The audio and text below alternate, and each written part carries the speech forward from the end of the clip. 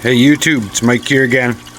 Last night I did a video of a molly in this exact trap that you're looking at now.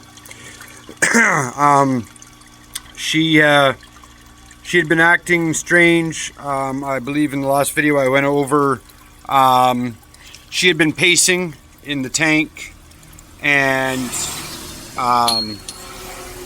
kind of just acting not like the other fish. She was also very big, and actually there's another girl, if I can find her right here, and if you can see her body somehow, and there's a square shape in the bottom, kind of comes from behind her head and comes straight down and then makes a flat bottom, and then it goes back up almost square in the back. That's a good sign that your mother molly, regardless of her overall size, is going to be getting closer to giving birth. So first you see that, then you start kind of keeping an eye on them.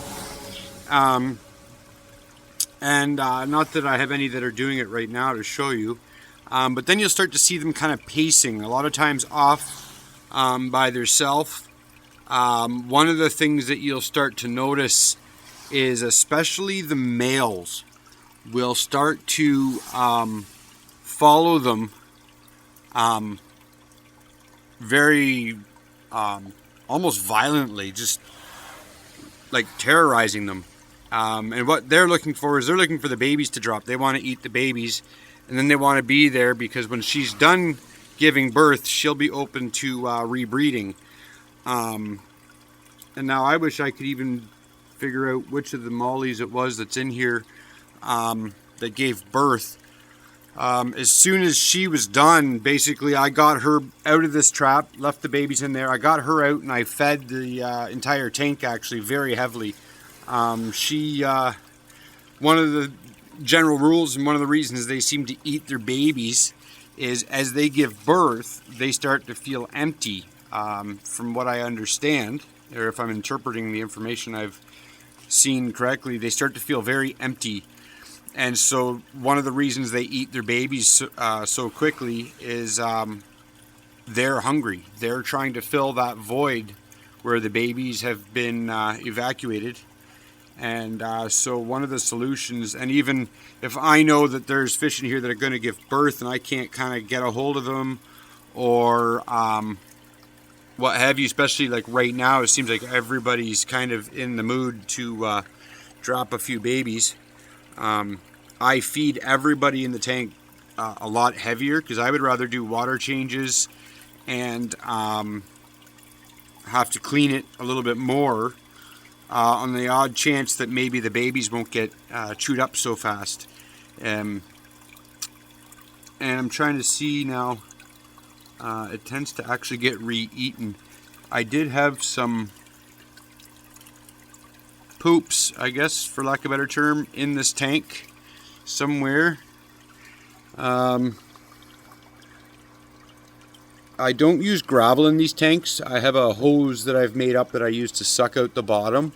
And so one of my theories is by not having gravel in the bottom, I can actually clean it better. And it allows me to see whether I am overfeeding and by how much maybe I'm overfeeding, just by what's left. I don't know, down in there you'll see a little black, that's a snail. Over here, this little black speck, that's a black poop. And now they've cleaned it up. They'll re-eat the black stuff, and what that is actually, which tells me that I didn't get all the babies, is from when they eat the babies, their feces comes out quite black. And then they seem to pass it fairly quickly, but then they'll go back and re-eat it. So apparently I wasn't fast enough getting this video made because they have gone and re-eaten a lot of that black stuff. And it's kind of disappointing when you see it if you know what it is, because it means basically that somebody had babies and it wasn't caught in time. Actually, there's somebody just stirred up a bunch of stuff. These guys are crazy. whatever it is. It must be their spring. Who knows? So this is the trap she was in. I have taken the platform out after I took her out. I let the babies swim around in here for a little while until everybody that was alive looked good and strong. And this is the trap I think I showed you in the other video. It had a divider. I still have that, so I can make it for 2 mothers. The particular Molly I've had in here, I have a couple of those girls that are just too big to fit in like a half of this or in a trap like this. This is a trap that goes on the outside of the tank. It hangs off the edge here. The nice thing about it is it has an air line going in. I just got this at my local fish store. Aquariums by Design, a pretty cool place. Not that I'm actually advertising for them, I'm just saying they got some neat stuff and a lot of cool ideas.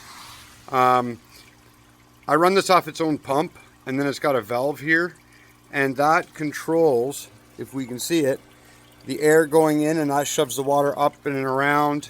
It comes out the top here. Then over here in the exit, there's a little screen, and I actually have 2 different sizes depending on the size of the babies. And I don't know if I can show you how slowly I actually have that running now, and some of that is because I've fed these. Now, believe it or not, looking in here, if I can get kind of just a full square view of that little trap, I've taken the bottom out of it where the babies would get trapped, because I use these a lot for transporting smaller fish. And here's the theory I use on it. I mean, I do use them for traps as well, but I can control how much water goes in and out. So like when I want to feed these little guys, because I often feed them crushed up egg yolk, I'll feed them brine shrimp, or I'll just super crush up some fish flakes, depending. A lot of times I'll do a little bit of all of it. So while they're kind of initially eating, I can turn the water right off, and that allows them to eat without losing all that food. And then after a small period of time, I can start turning the water back up to allow a better flow, get them reoxygenated. Because believe it or not, and I almost don't believe it, because it seems a little bit high for numbers, but that girl last night out of the trap here, and I watched her eat some. Don't forget that. I watched her eat some live babies in the trap. In here, from this trap to this trap, using my net, counting very carefully using the corner of the net, I got 89 babies that were live and swimming. Some you'll see in the bottom here that I left in, because they'll re-eat those, are stillborn or underdeveloped babies. But I got 89 out of the trap, and then for whatever reason I was looking around the tank this morning, and I actually got one more that was swimming free in the tank and somehow didn't get eaten. So that makes 90 babies. 90 baby black leertail mollies. The breeding stock are extra large, but when you see these babies, they're tiny. So in some ways that's kind of exciting. If all the babies that I got this morning after I got up were from this one female, that's 90 live babies. And if I counted incorrectly, I believe I counted low. So that's almost painfully disturbing. It's no wonder she was so antsy and anxious to get out. So as far as the other uses for this trap, besides putting smaller live bearing fish in to give birth, one of the things I like, and I have an extra trap over here that I keep, is, and this is what I'll be doing with this trap here, is I'll be taking it off of this tank, and I'll come over to this tank here, which currently only has 2 baby mollies in it from last week that I found swimming freely with the adults. So what I can do then is I'll take that trap with the babies in it, and I can stick it in here, and because I know there's going to be a slight difference in water temperature, chemistry, a few other little details in the water, I don't want to shock all those small little, 90 little bodies. So I can move this trap over to this tank, hook the pump up, and I can very slowly start adding water and creating the cycle so that I can exchange the water, and over time I'll turn the valve open to run more and more water all the time. And then after a little while, I will be able to just dump the entire thing into the tank, and there won't be any real shock except for the dumping motion, which doesn't seem to really bother them, the same as a sudden water chemistry and temperature change. So that's what I'll be doing. This tank I was originally going to move into the house. I know I have a couple of days of nicer weather. It's set up and it's stable right now. So I think what I'm going to end up doing is I'm going to end up transferring the 90 young into this tank with the other two. So there'll be 92 fish in this tank, all young within the last week. I can feed them fairly heavy. It's a good sized tank. The water's already stable, and that will allow me to get them up to a little nicer size, maybe a little more stable. And then I'll be able to move them inside or into another tank or something to that effect. So that's kind of what I got going on there. I don't know why after all the years I've been messing with fish off and on, and I breed chickens and all sorts of things. I'm into a lot of weird stuff. If you actually look at my channel, you should check it out. I'm all over the map. But this is one of the things that does get me excited. It was probably after 1:30 this morning before I finally decided to just go to bed, turn the lights out, and let her finish having her babies on her own. But there is something about watching and seeing the babies come. It's